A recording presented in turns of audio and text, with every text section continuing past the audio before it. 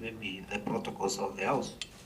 But last time you seated. Everything that is going to be done out of this meeting in case someone's such thing was just checking whether they have the document that the governor is reading, because there are three different parties. So, thank you. Let me, for your information, when we had that meeting, I ruled that we cannot continue unless you people are here. So, yes, to that also. So our question was, do you have a copy of that document? Yes. Very good. If you have it, then there's no problem. Like I said earlier, we want to have harmony, with discussion, which is going to help the people of Meru. Otherwise, we don't have any interest. Our job, this committee, we don't deal with employees. What we deal with is cohesion. We want you people, please, remember. Let's listen to one another. So don't worry about what you say. We ruled, I even told them we cannot continue that way unless you people are here. And today you guys are here, so we'll sort out that matter. Thank you very much. Proceed, Madam. Thank you, Chair.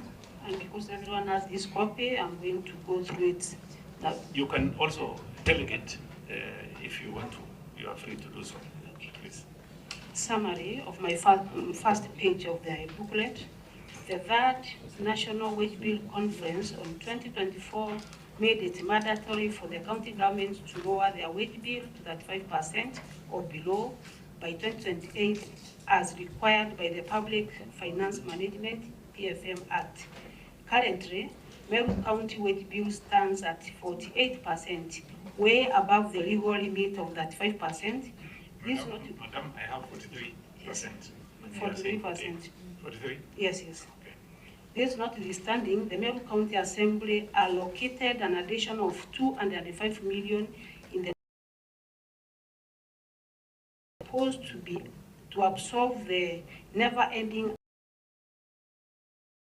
deficit balance of approximately 18 million, which may further escalate due to the contagious introduction of statutory contributions. When the Controller of Budget COB noted this development, she queried the same, citing the conference resolutions and the PFM Act. So did the Auditor General.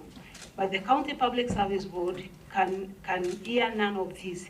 It has continued to insist through letters that have no courtesy to the County Secretary that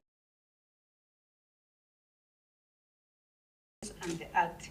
But if we were to employ, there is no budget. Our current budget of staff emolument, inclusive of the additional 205 million, is still operating in a deficit of approximately 18 million. Due to the failed Public Finance Bill of 2024, removal of some resources allocation from development to recurrent expenditure, our budget of financial year 20 of at least 30% development budget. Consequently, the executive wonders where we shall get funding to pay salaries for this extra staff if recruited, yet we are operating on a negative figure. This confusion is the reason the Meru County Executive made a request to this honorable committee seeking intervention. I will ask Dr. Kiambi to read for us about, to elaborate the wage bill issue and also the County Assembly and control of budget issues. Can you kindly move closer to your mic? Thank you, Chair. Proceed, Madam Secretary. Thank you. This is just an elaboration of what Her Excellency has just read. The theme of the National Wage Bill Conference held on 15th to 17th April 2024 was towards 35%. That was the theme. This conference made it mandatory for the county and national governments to lower their wage bills to 35% or below by 2028 as required by the PFM Act and also shown on page 71 of this report. Any county that will not have attained 35% of the same will not receive critical funding from the national government. That was the resolution. About the county's county assembly, Despite this issue of the wage bill being brought at 5%, Meru County Assembly forcibly allocated an additional 205 million on staff emoluments in the financial year 2024-25 budget. This was despite their earlier letter to the executive, as can be said on page 58, that required the latter to urgently draw policies for stopping any further employment in order to reduce the wage bill to the required limit of at 5%. This budget by the Assembly is quoted by the County Public Service Board in their letter to the County Secretary on page 18 as the reason they must employ. But there is no such a budget in the financial year 2024-25. The current allocation of 5 billion and 77 million for staff emolument will still have a deficit of approximately 18 million in paying the current wage bill. The Controller of Budget noted this development, and she strongly advised against the same. This objection is found in her interaction with the executive, as can be seen on pages 21, 24, 40, 43, 47, 49, 53 of this report, refusing this hiking of the wage bill. Further, the Auditor General has consistently been raising audit queries in every financial year regarding this county's failure to reduce the same as per the law, and the letter from the Auditor General is on page 23B. The County Public Service Board has continued to insist through letters that have got no courtesy to my office that they must make recruitment after all. On page 14 of this report, for instance, the County Public Service Board is rubbishing the Wage Bill Conference and the PFM Act, warning the County Secretary not to address them again on this matter because they must employ anyway. On page 18, the County Public Service Board reiterates that it will recruit new workers come what may. On page 78, the County Public Service Board asserts that it will employ anyway, even if the executive is against it. But even if we were to employ, or assuming perhaps we were to employ, there is no budget for this. A look at the 2024-2025 budget that was made by the County Assembly of Meru shows that it was reduced by approximately 300 million. We had expected to receive a share out of the additional allocation of counties that was earmarked for 20 billion that was to be shared by all counties in Kenya. When the finance bill was dropped, counties managed to share only 7 billion instead of the expected 20 billion. This affected the amount allocated to us, both in development and recurrent, including the wage bill. Other factors that have contributed to reducing the budget include increased and newly introduced statutory deductions. These include the levy, the housing levy, the 2023 SRC's 7 to 10% salary increase, and the social health contributions, as it can be seen on page 56. Accordingly, this is why the executive has firmly maintained its ground that there won't be any new employment as of now. Thus, the executive has, through the county secretary, cancelled the County Public Service Board jobs advert for 550 positions on Daily Nation to avoid haphazard recruitment and future court litigations, as can be seen on page. You said 500? 550 positions. Yes. Okay, proceed. The County Secretary has also reminded the County Public Service Board that there is no budget for employing new staff due to the budget cuts at the national level. And this is seen on page 6 and other factors, page 56. The County Secretary has informed the County Public Service Board that as per the gazetted budget, there is no budget for new employment. And the gazetted budget is on page 15. County Secretary has written and attached evidence to the County Public Service Board on the Controller of Budget's refusal to employ new staff on page 19. And the executive, through the Chief Officer Education, through the County Secretary, wrote a letter advising County Public Service Board to stop any EC&E recruitment.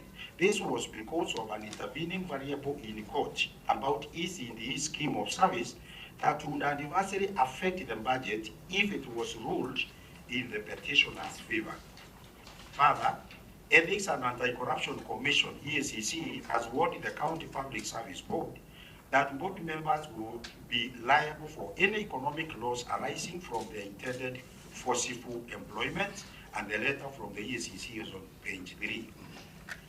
On the current budget and staff salaries, we reiterate that the gazetted emoluments budget analysis for 2024-2025, shown on page 7, shows that this county is running at a salary deficit of 18 million after all the staff salaries have been factored. Therefore, an additional 550 employees will raise this deficit again to unmanageable levels, contrary to the conference resolutions that are seen on page 71 and the regulations 25(1)B of PFM County Regulations 2015 that set ceiling on wages at 35% of the county's total revenue, as seen on page 21A. There is a confusion, as the Excellency said, that the executive wonders where we shall find or get funding to pay these salaries for 550 staff if recruited. Yet we already have a salary deficit with the existing ones.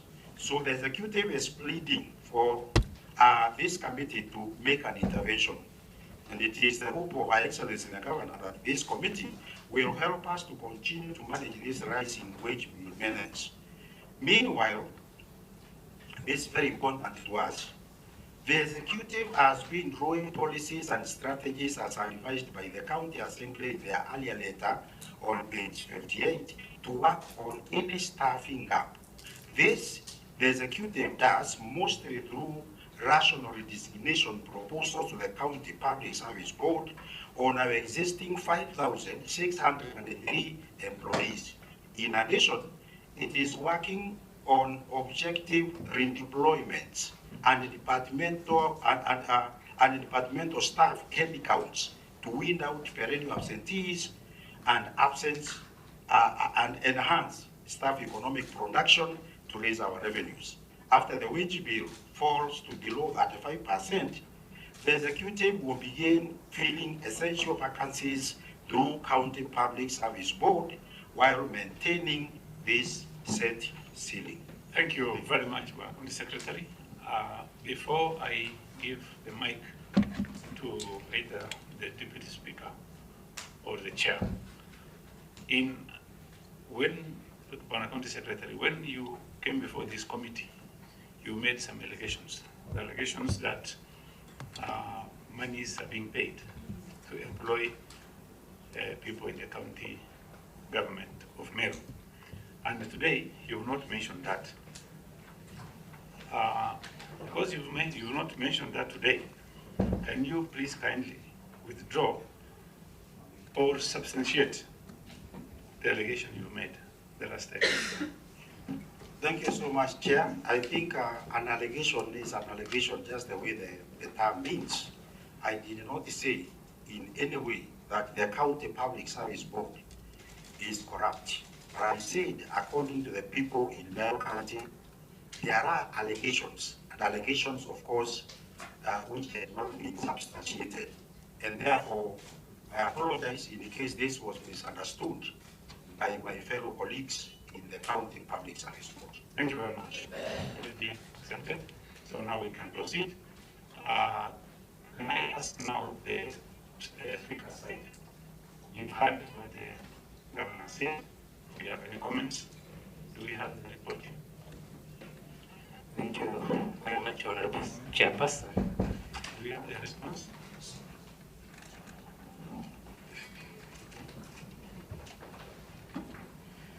Thank you. Thank you, Clerk, for that. Honorable Chairperson, we have our response in accordance to a letter we received from this Honorable Committee. But before I go through this letter, I would wish to bring up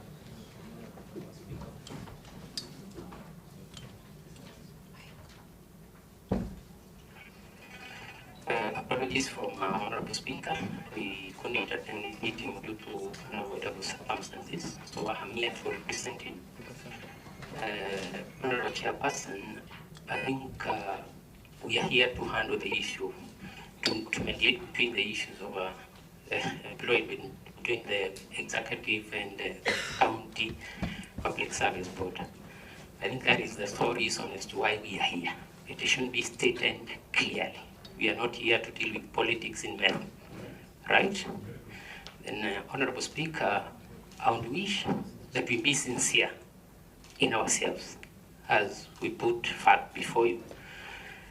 Honorable Speaker, that being said, I would wish to go through this document. Kindly refer me to us. Yes, Chair. it is, Chair. It is a document, it is response to requests made by the committee.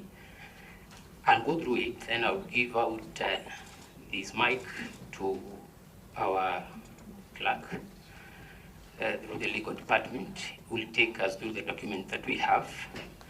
So the letter is dated 24th January 2025. Do you have a member of your board here, or any member of the board?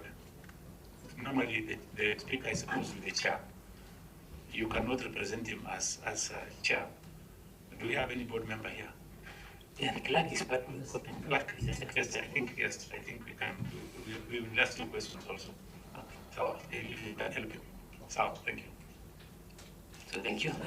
The letter is dated 24th January 2025, referenced CAM stroke ITC stroke 001, volume 1. Sorry, Chair, which 26. page? Yeah, which page? So I'm requesting I go through this letter. It's a response. You are referring to your letter, Is it part your of this response. document we have? Is it part of this? It is a letter we Sound. it was cited in other issues in the document to be brief and short and precise. Reference request for information. So we acknowledge the recipient of your letter. Excuse me, one moment, because we don't have that copy, and we would request that copies are being made, so we can skip your response. We can go to the county service board. It is okay, Chair. You wait for the copies. One Chair, kindly, or the CEO, kindly proceed.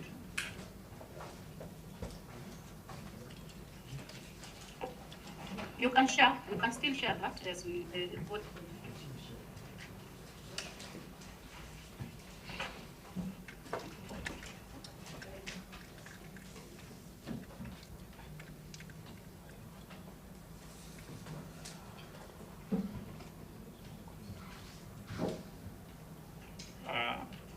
The Chair can oh, so, yes, Chair,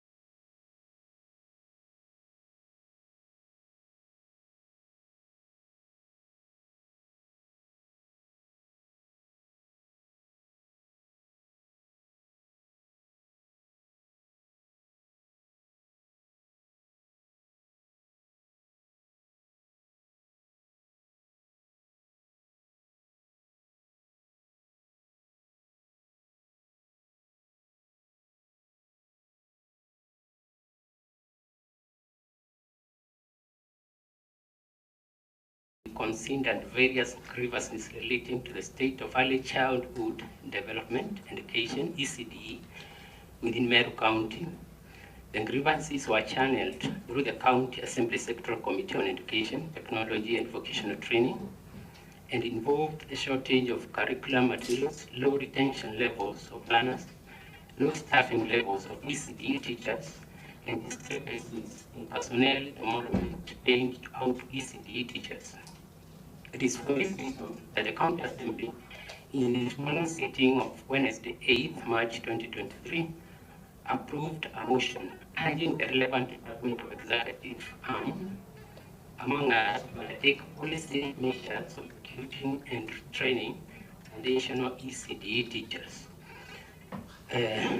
Secondary to that, the legal department will take us through the document, the assembly budget document. Then I'll go direct to personal issues raised by health workers. In giving effect to the object of devolution, we stand under Article 174 of the Constitution of Kenya. Article 196 of our Constitution obligates the County Assembly and its committees to undertake public participation and involvement in the legislative and other businesses of the County Assembly. It is also an inalienable right under the Article 37 of our Constitution for any person within the Republic of Kenya to send petitions to public authorities.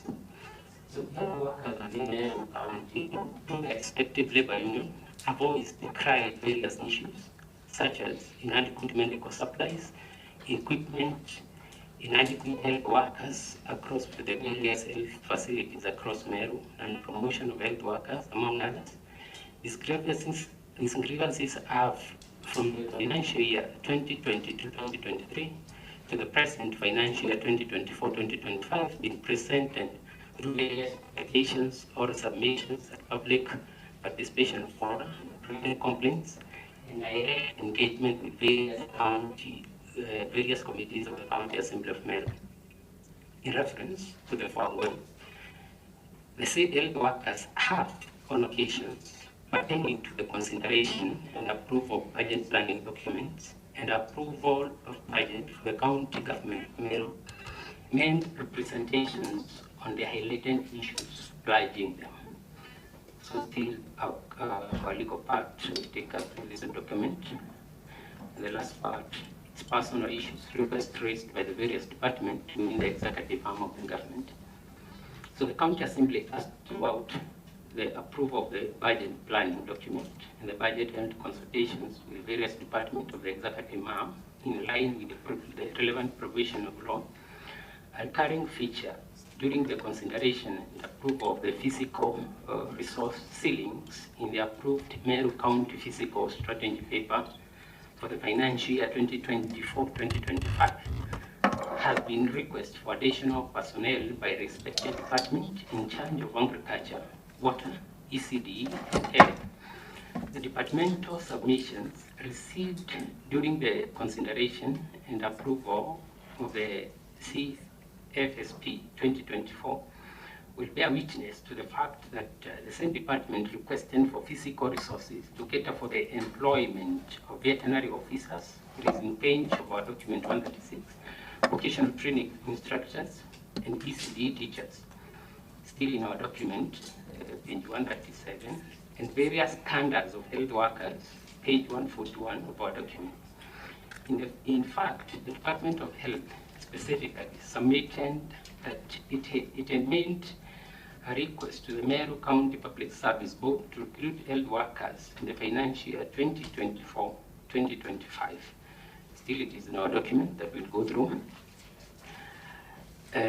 Approval of the physical resources for recruitment and promotion of core personnel within the financial year 2024-2025. It is noteworthy that the County Assembly, in the approval of the budget estimate for the county government of Meru for the financial year 2023-2024, and resolved to postpone the recruitment of core personnel within the various departments of the executive arm to present to the present financial year 2024-2025, when to the inadequate physical resources occasioned by a need to finance the completion of the industrial park that was being implemented in collaboration with the national government. So the county government of Meru was supposed to source and allocate Kenya shillings 230 million towards the project. It is in our document at page number 50. Consequently, all existing core personnel gaps were supposed to be addressed in the budget for the financial year 2024-2025. So the County Assembly of Meru approved the budget for the financial year 2024-2025 and proceeded to allocate physical resources for recruitment and promotion of eligible health workers, employment of ECD teachers, employment of agriculture extension officers, and employment of water engineers. Specifically, the amount was allocated as follows. Employment of health workers, the County Assembly didn't set aside Kenya shillings, 100 million.